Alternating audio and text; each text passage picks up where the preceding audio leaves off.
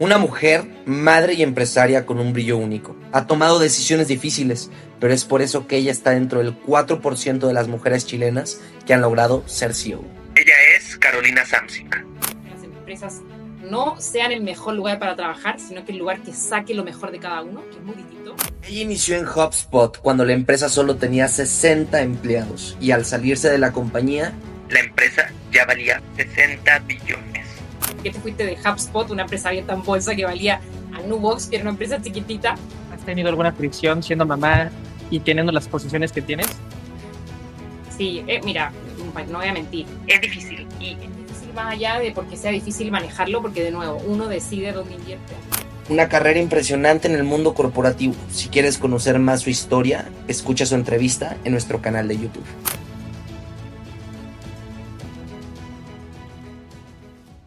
Gracias por estar en este episodio otra vez con nosotros en Breaking the Codes. Hoy tenemos una gran invitada de honor. De hecho, creo que ponemos la vara muy alta en esta temporada porque tenemos a Carolina Samsing, una gran ejecutiva de las 100 mejores líderes de Chile. LATAM hoy en día está creando algo súper grande. Está en el canal en exclusiva con nosotros. Gran mentora de negocios. Entonces vamos a hacerte un poco de preguntas para conocerte. Gracias por estar en el canal, Carolina. Cool. No, gracias por invitarme. Feliz de estar acá.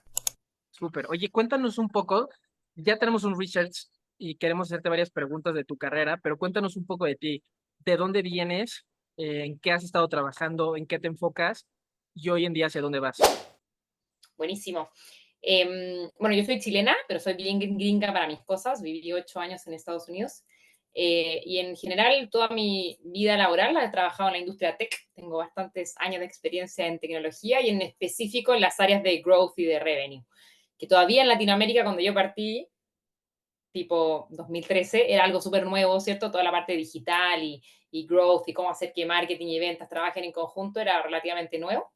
Todo esto partí porque yo partí trabajando en una empresa que se llama HubSpot, que no sé si lo conocen, pero yo entré cuando éramos 60 personas, o sea, era mini y no lo conocía nadie, y me fui cuando valía 60 billions y estaba abierto en bolsa, entonces me tocó ver ese como time-lapse de empresa en 4 años. Y bueno, nada, ahora volví a Chile. Ya hace 3 días literal estoy en mi nuevo desafío. Antes de eso fui CEO de otra SaaS que se llama Nubox. Y ahora estoy de VP de Growth de otra empresa tech, pero en logistics, que se llama Nowports. Oye, padrísimo. De hecho, igual, vimos toda esa trayectoria, pero queríamos saber, en tu carrera profesional, que es bastante amplia, ¿cuál ha sido la empresa donde Ajá. sentiste el mayor reto y cómo lo afrontaste? Mira, yo es divertido porque sí soy un bicho medio extraño, como decimos acá en Chile, en la industria tech. ¿Por qué? Porque yo de undergrad soy periodista. Que eso a mucha gente, de hecho, cuando llegué a Chile me miraban como, no entiendo, como, ¿cómo pretendes ser gerente general si eres como periodista? Así como con un poquito de asco. Así que debo confesar que esos inicios de mi carrera en la industria tech fueron más difíciles solo por haber hecho el hecho de haber sido periodista. Y yo hasta el día de hoy soy una fiel convencida de que para poder ser líder en cualquier empresa, comunicar, por lo tanto, hablar y escribir bien es demasiado importante y eso yo lo pude hacer como periodista, ¿cierto? Y bueno, volviendo un poco quizás más a retomar tu pregunta, que quizás algo muy difícil para mí fue como insertarme en esta industria, ¿cierto? Porque era como, de nuevo, un bicho medio extraño en la industria y ahí quizás siempre yo digo como let your work talk by itself, que es como uno se va al final construyendo. Y quizás el momento más difícil o quizás los momentos más difíciles también fue, yo fui first time CEO hace ya 3 años, ¿cierto? Y en general es un very lonely job. O sea, uno le reporta a un directorio y tu equipo te reporta a ti y acostumbrarte a eso es difícil. Y ahí algo que empecé a hacer es buscar más pares, ¿cierto? Y soy una fiel creyente del peer network y peer mentoring. No tanto de este como mentor así como gigante y que uno como, sino que mucho más de tus peers y que uno puede compartir. Y ahí aprendí y fui mucho más como tratar de construir este network. Y creo que eso me ayudó mucho. Pero es un difficult job ser first time CEO y acostumbrarse a eso. Súper. Antes de pasarnos a toda la parte de CEO y cómo llegaste a eso, en México y en LATAM es muy conocida la red YPO. Vimos que estás con ellos. ¿Cómo fue tu ingreso y qué aprendizaje te llevas de esa red? Bueno, en parte justamente en esta búsqueda de como que where's my peer como network, que cuando vivía en Estados Unidos era muy común y todo el mundo hablaba, y me acuerdo que en esa época el CEO de HubSpot hablaba que él tenía su grupo de peers y qué sé yo, y cuando llegué a Chile y me nombraron de CEO, yo dije como, ¿dónde está mi peer group? Y ahí me enteré que existía YPO, que es divertido, porque hay mucha gente que uno conoce que está en YPO, pero como que no te dicen que están en YPO. Y ahí, bueno, me enteré que habían amigos que estaban en YPO y me comentaron de que justamente es una red de peers global incluso. Y ahí dije, bueno, está demasiado cool y me invitaron a entrar. Ya llevo como 1 año y medio. Y justamente tiene eso, ¿cierto? Tiene una cosa que se llama el foro, que tienes un grupo de 8 personas y que tiene 2 cosas que uno en general no consigue en otro lado. Uno es el tema de la confidencialidad, que uno por mucho que tenga amigos que les puedes contar cosas, puede que igual, como decimos en Chile, se vaya de tarro, ¿cierto? O abra la boca. Acá es, o sea, 100% confidencial y if not, you're out. Y lo otro es que tienes, en verdad, son peers, o sea, entonces por lo tanto entienden mucho el pain, el dolor y lo puedes hablar sin tener que explicarlo mucho. Imagino que ustedes entenderán que además, como yo soy mujer, tampoco tengo muchas amigas mujeres CEOs, porque en general los porcentajes en Latinoamérica son bajos. Por lo tanto, para mí es muy difícil encontrar ese grupo de peers. Por lo tanto, en YPO lo encontré y ha estado muy cool la experiencia. Padrísimo. De hecho, Caro, justo la siguiente pregunta va relacionado al CEO como mujer. O sea, ¿cómo fue tu avance en Nubox para llegar a CEO? ¿Y cómo Ujú. fue esta, pues sí, avance, pero como mujer, en este mundo lleno de tiburones? Sí, sí. De hecho, solo como para darles como tip, en Chile solo el 4% de los CEOs son mujeres, o sea, terrible la data. En México tampoco muy buenos, es como un 8 o 9%, y, en fin, en general la TAM está siempre por bajo del 15%, así que es un tema que me apasiona mucho, así que... y bueno, debo confesar que yo asumí como CEO por 2 razones. Uno, porque yo soy una fiel creyente de que las empresas al final están hechas de personas y no de productos. Por lo tanto, si uno puede impactar a esas personas que trabajan en esa empresa y esas personas dan lo mejor de sí. De hecho, yo siempre he dicho que a mí me gusta que las empresas no sean el mejor lugar para trabajar, sino que el lugar que saque lo mejor de cada uno, que es muy distinto. O sea, uno desafía a las personas, no es que vayan a jugar ping-pong. No tiene nada de malo que la gente juegue ping-pong, ¿cierto? Mientras esté entregando lo mejor de sí mismo. Y la segunda razón por la que asumí es porque una de las razones por las que hay pocas mujeres CEOs es porque hay pocas mujeres CEOs. O sea, es muy meta, ¿cierto? Es porque hay pocos referentes a seguir. Por lo tanto, las otras mujeres dicen, ¿por qué me voy a meter a eso si no hay ninguna? Probablemente debe ser terrible.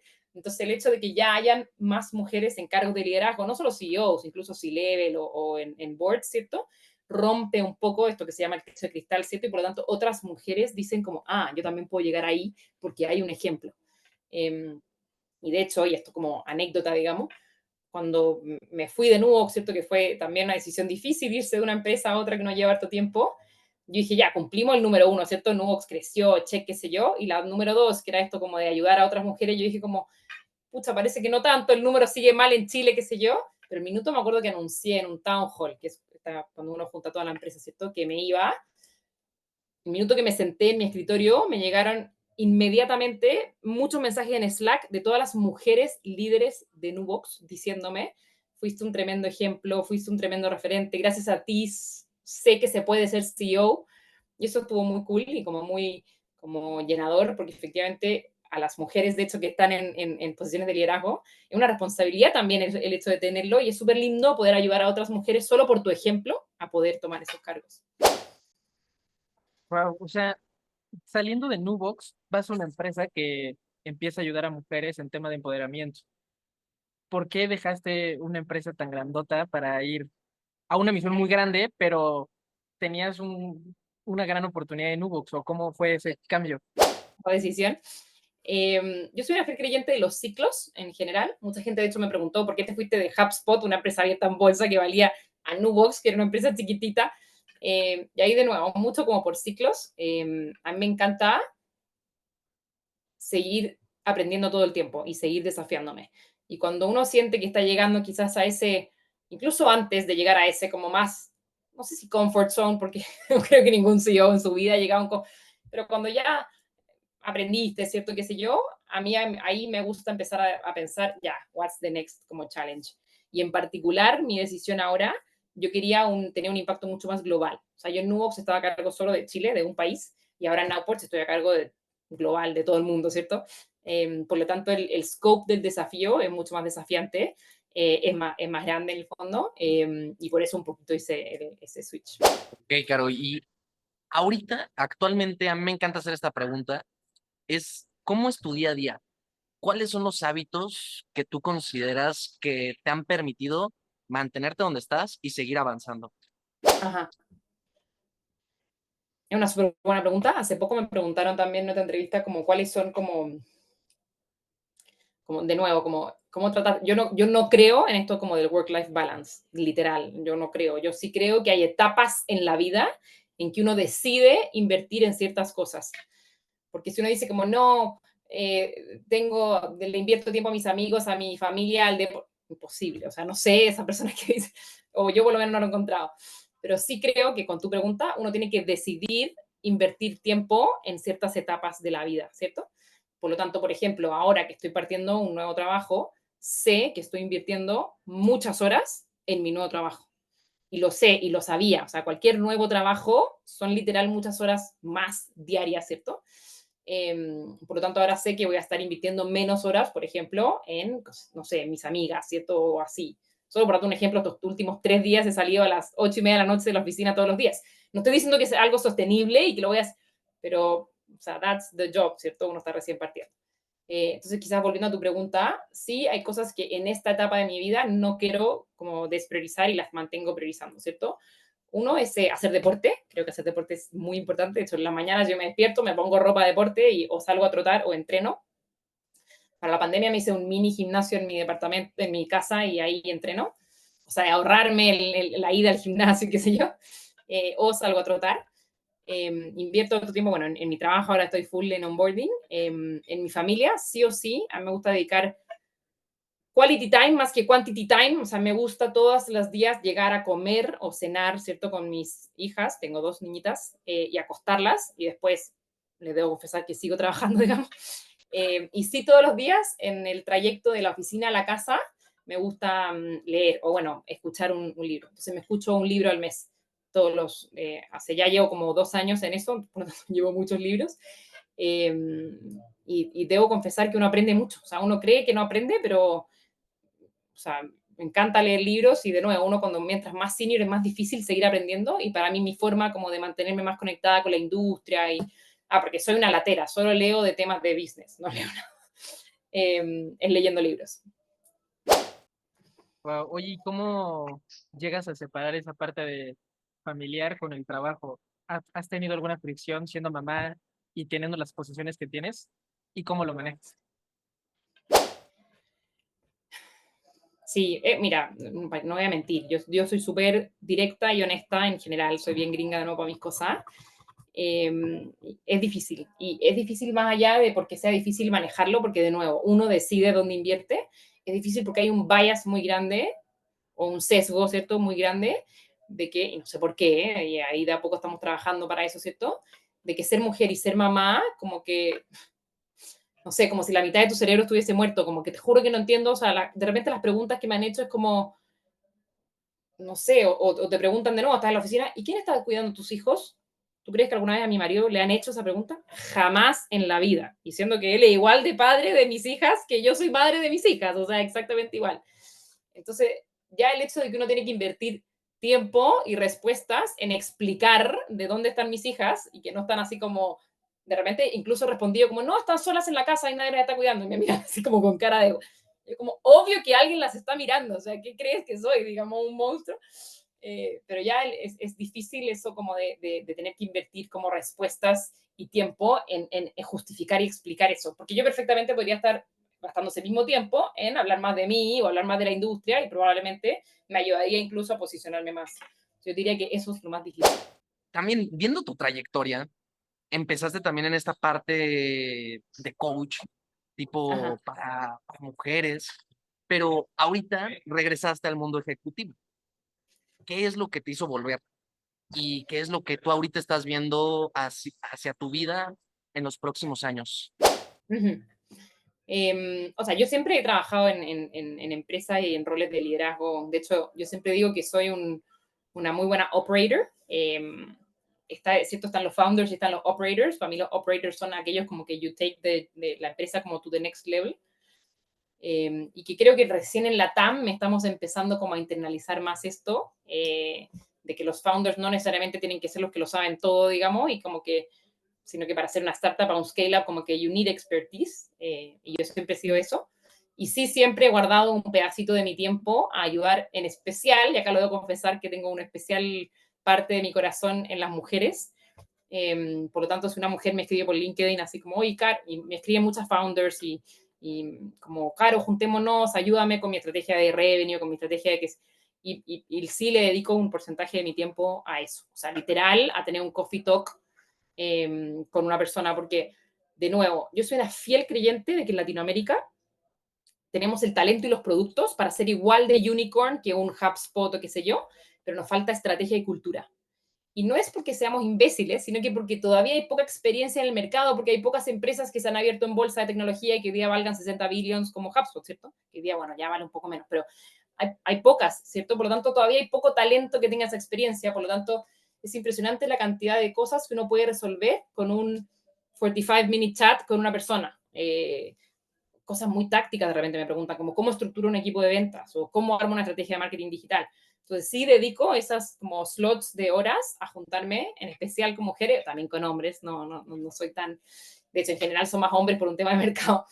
Y sí, porque yo soy de nuevo una fiel creyente de que todas estas startups eventualmente van a ser unos unicorns y la TAM va a ser así el hub número 1 de tech e innovación en el mundo. Súper. Oye, y hablando de tips, ¿qué tips les das si se acerca a una mujer o un hombre, pero igual muy enfocada en el tema de empoderamiento femenino? Si alguien llega contigo y te dice, ¿cuáles son los primeros 3 tips que debo de tener en la mente para llegar a un puesto ejecutivo? ¿Qué tips les das? La primera, para mí, es tener una mentalidad de ownership, sea en el rol que tengas. Y puede que no seas el dueño de la empresa, ¿cierto? Pero sí o sí tener una mucha mentalidad de ownership. ¿Qué significa esto? En verdad, tomar las decisiones más allá de tu rol. O sea, entendiendo cómo funciona, ¿cierto? El negocio en general. Y ahí va mi segundo tip. Entender en verdad el core del negocio donde estás. De nuevo, si tú estás en una empresa de logística, pero tu rol es customer support, en verdad entender cuáles son los costos y los triggers que mueven esa empresa y tú en base a eso poder tomar las decisiones. Muchas veces me ha pasado que gente toma decisiones sin entender el impacto que tienen al negocio final, ¿cierto? O al margen o al final. Y eso es demasiado importante, o sea, darte el tiempo de en verdad, entender el negocio. Y lo último, que yo lo tengo, no lo trato de no escribirlo mucho, digamos, pero yo tengo como un no asshole rule. O sea, por muy capo, por muy cool o por muy inteligente que seas, you don't know everything, digamos. Así que por favor, no seamos unos assholes, digamos, y siempre tengamos una mentalidad de growth y de curiosidad y de genuinamente querer aprender de los otros. Y por lo tanto, ahí mi tip siempre es escuchar más que hablar, ¿cierto? Preguntar, y siempre estar como curioso y tener intencionalmente esas ganas de siempre seguir aprendiendo, porque por mucha experiencia que tengas, nadie se la sabe toda, ¿cierto? Sí. Oye, hay una pregunta muy interesante para nosotros. La mayoría de la gente que nos sigue está en el mundo del emprendimiento. También hemos entrevistado grandes ejecutivos y CEOs también, pero hay un trigger entre ser un gran ejecutivo o un gran empresario, pero hay grandes carreras como la tuya, donde también tiene un gran crecimiento profesional, económico. ¿Tú hoy qué le recomiendas a las personas? ¿Emprender o tener una carrera profesional? Yo creo que no son excluyentes. De hecho, yo hice mi MBA en Babson, que es como el número 1 en entrepreneurship, y ahí tienen algo muy cool que ellos hablan de entrepreneurial thought and action. De hecho, lo tienen patentado y todo. Que tú puedes ser un entrepreneur incluso dentro de una empresa. Yo, por ejemplo, en HubSpot siempre yo decía que yo estaba liderando un startup within a startup, porque yo lideraba todo la TAM, que en esa época para HubSpot no era nada. O sea, teníamos que literal pedir por favor y pedir recursos, igual que en una startup, ¿cierto? Entonces yo no creo que sean excluyentes, yo sí creo que es una mentalidad, como que por ejemplo a mí me encanta build things y yo me aburro cuando las cosas ya están built y como que ya está todo bien y todo funciona y hay un manual que seguir, ahí yo es cuando digo, ok, yo estoy lista para mi next challenge. A mí me gusta ir a armar ese manual, ¿cierto? Por lo tanto, no creo que sean excluyentes, probablemente yo, dependiendo de la etapa de la empresa, si es más emprendedor o menos, digamos. A mí personalmente, mi recomendación personal es sí entender qué es lo que a ti te gusta. A mí me gusta armar cosas y no ir a seguir ese manual, ¿cierto? O mantener, por lo tanto, en base a eso, puedes ir tomando las decisiones profesionales. Perfecto, Caro. Y oye, ¿está en tus planes tener tu propia empresa? ¿Y hacia dónde te gustaría dirigirla? Es una buena pregunta. Me han preguntado varias veces. Eh, por ahora, así como estoy 100% enfocada en mi nuevo desafío y en hacerlo crecer y en ganar experiencia, no lo descarto. Sí me encantaría, me encanta build things, digamos. Por lo tanto, si hay una muy buena oportunidad en la industria tech, eso sí me gusta mucho. Y en general en B2B, creo que ya estoy un poco vieja para cambiar tanto de industria y tanto de... feliz comenzaría una empresa, pero sí tendría que ser, debo confesar que tendría que partir, que alguien me invite a partir una empresa con ellos. No sé si la partiría ahora from scratch, yo sola en mi garage, aparte que ya tengo mi gimnasio ahí. Así que sería eso. Yo creo que soy una muy buena como second on board y para como make things grow en el fondo. Va, perfecto. Vamos a ir con las flash. Entonces en el video va a haber una... ¿Ok? Cool. Entonces, Caro, ¿dónde inviertes tu dinero? Uf. Eh, Mira, debo confesar que hoy día en la etapa de mi vida lo invierto más en experiencias. Tengo un par en cripto y debo confesar que incluso tuve en Luna y me imagino que ya todos saben cómo me fue. Así que hoy día nos estamos con mi marido construyendo estoy invirtiendo en real estate, entonces me estoy construyendo una muy linda casa personal en el sur de Chile y una casa en la nieve, así que hoy día estoy invirtiendo en experiencias para mi familia. Perfecto, Caro. ¿Qué libro en el tema business tú le sugerirías a un emprendedor ejecutivo que está arrancando, pero para que tenga un concepto más claro de cómo lograr algo sostenible a largo plazo? Mira, yo el único libro que le recomiendo a todo el mundo, pero no necesariamente está tan ligado a start un business, se llama Radical Candor de la Kim Scott. ¿Por qué? Porque, de nuevo, yo soy una fiel creyente de que las empresas al final del día están hechas de personas y no de productos. Si tú tienes el producto más cool del mundo, pero tu equipo en verdad no funciona, no va a funcionar igual. Por lo tanto, para mí, mi gran recomendación, yo de nuevo me leo un libro al mes, mi gran recomendación es Radical Candor de la Kim Scott para que aprendamos a armar equipos, ¿cierto? Y a challengear a esas personas. Eh, en el tema SaaS, ¿cuál crees que sea el mejor modelo de negocio para una empresa con todo el tema de IA también y hacia dónde ves que nuevas empresas puedan hacer? A mí me encanta el modelo de negocio SaaS por dos cosas. Uno, porque tiene un recurring revenue, ¿cierto? Y lo segundo, porque tiene un margen muy alto en general. Pero eso está muy tight y para responder a tu pregunta, ¿cuál es el modelo que uno tiene que tener? Ese recurring revenue tiene que estar ligado 100% a un recurring impact. Y ojalá ese recurring impact sea un recurring impact en el core del negocio de tu cliente. O sea, hacer un must have, no un nice to have, especialmente ahora que el mundo ha estado medio difícil, ¿cierto? Y la gente está tomando decisiones mucho más inteligentes de qué invertir y qué no. Tu modelo de negocio SaaS tiene que sí o sí entregar recurring impact, ojalá diario y si no semanal y por lo menos mensual, en el core del negocio de tu cliente. Voy a darle un giro a esta pregunta, pero quisiera preguntarte, ¿cuál ha sido el mes y cuánto fue cuando más facturaste y en dónde? Mira, yo creo que tenemos dos logros, o en mi carrera profesional tuvimos dos logros muy lindos. Uno fue que en HubSpot, la TAM, que de nuevo para mí era como una casi pelea personal en la TAM, pasar a ser una línea del modelo negocio de HubSpot de nuevo. Y ahí fue muy cool cuando pasamos a ser el 4% del revenue de HubSpot overall. O sea, llegamos a vender 20 millones de dólares solo en la TAM. Esto por ahí por el 2003. Y eso estuvo muy cool porque yo siempre decía como, we're now en la cabeza de Brian Halligan, que es el CEO de HubSpot, ¿cierto? Como que antes era como, you're nothing. Y para mí fue como más como un flag en la TAM.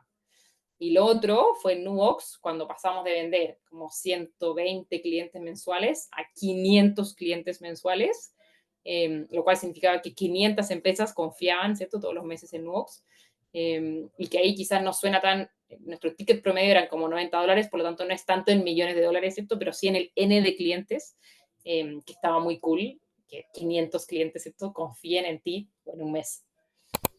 Y para sacarte un poco de garra ahí y telaraña para el podcast, ¿cómo fue esa estrategia, por ejemplo, en HubSpot? O sea, tenías el reto de incrementar la facturación, etcétera. ¿En qué te enfocaste? O sea, hay muchos para partir. ¿Te enfocaste en un gran entrenamiento a los vendedores? ¿Te enfocaste en outbounds? ¿Te enfocaste en inbounds? ¿Metiste mucho marketing digital? ¿Metiste mucho más equipo? O sea, ¿por dónde empezaste para crear todo eso? Ajá. En HubSpot partí yo como una one woman shop, literal yo lo hacía todo. Por lo tanto, cuando me vienen a decir que tienen equipos de marketing de 70 personas, como que yo le di a doble clic ahí. Pero lo primero que hicimos fue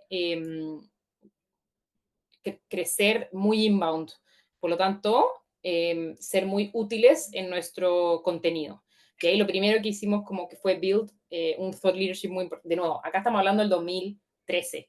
Marketing digital, inbound, herramientas, era todo muy nuevo en Latinoamérica. Por lo tanto, construimos mucha educación alrededor del tema. O sea, literal, definimos lo que era inbound, cómo se hacían las redes sociales de forma eficiente, cómo invertir tu presupuesto en marketing, cómo armar un blog, que hoy día muchas cosas esas han evolucionado, ¿cierto? Pero en esa época, ese pain, ese need era algo muy nuevo en la TAM.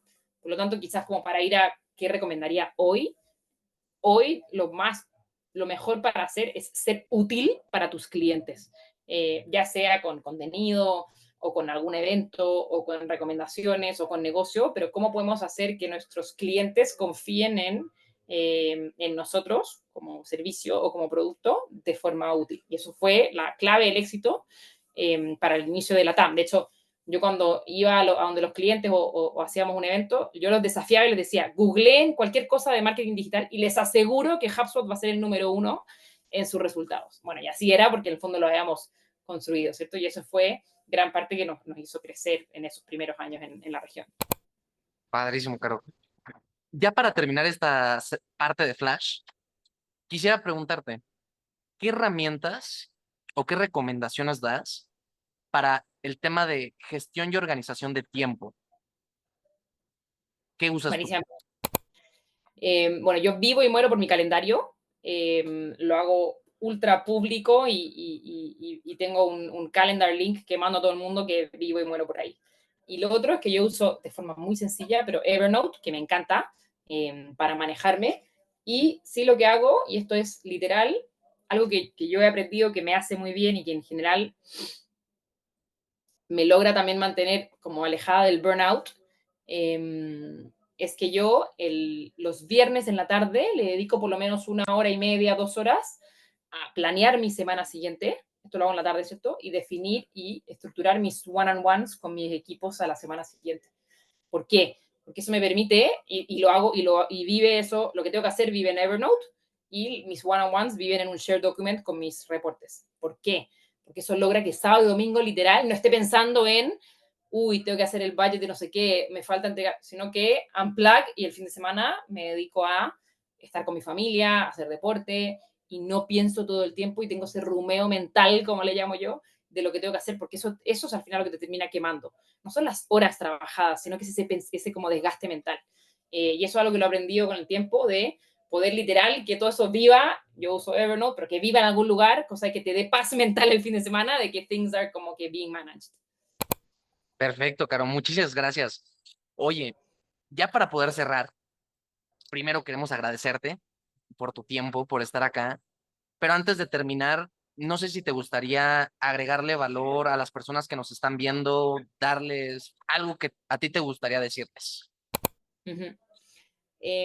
Yo estoy en esta fiel cruzada en Latinoamérica de que ojalá nos digamos más las cosas a la cara, de que seamos más directos. Un poquito para resumir lo que dice mi gurú, la Kim Scott, es que porque tú te preocupas genuinamente por las personas y por los desarrollos de las personas, tú los desafías de forma directa, por lo tanto tú quieres estar acá. En Latinoamérica en general nos preocupamos por las personas, pero no los desafiamos, por lo tanto somos más como tonto sonriente de que te dice que lo estás haciendo súper bien, pero después como que you're out. Por favor, seamos más el otro, ¿cierto? Desafiémonos, digámonos las cosas a la cara, crezcamos como profesionales. Y así, ¿cierto? Ojalá, y es divertido, porque a todo el nivel de Latinoamérica hay algunos más y menos, ¿cierto? Por lo tanto, estaría muy cool que ojalá todos nos empecemos a decir un poco más las cosas a la cara, de nuevo, de forma genuina, porque nos preocupamos. Me encanta, Caro. Muchísimas gracias. Y realmente, pues bueno, para todos los que nos están viendo, definitivamente yo me llevo muchísimo de valor, supongo que Alan igual. y te agradecemos muchísimo por tu tiempo, por todo lo que compartiste y para las personas que nos están viendo ya conocen nuestro formato que es más corto, pero si quieren llegar a hacer algo más largo, esperemos que luego pronto podamos hacer una entrevista hasta en persona, estaría fascinante.